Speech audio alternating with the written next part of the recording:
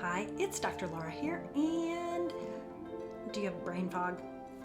That is often a signal of inflammation, okay, not some sort of deficiency. Inflammation disrupts neural communication and it narrows your perception. The fix? Coherence, because it calms the inflammatory signaling. How do we do this? Really simple, really fast. Place a hand or hand over your heart. Now breathe in slowly and out slowly for 3 breaths. Breathe in. Out. In. Out.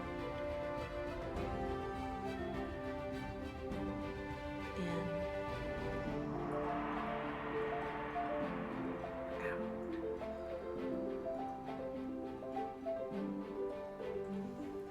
This reduces the sympathetic activation in your nervous system and that inflammatory output.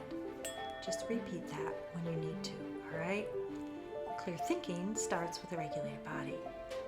Thank you and namaste.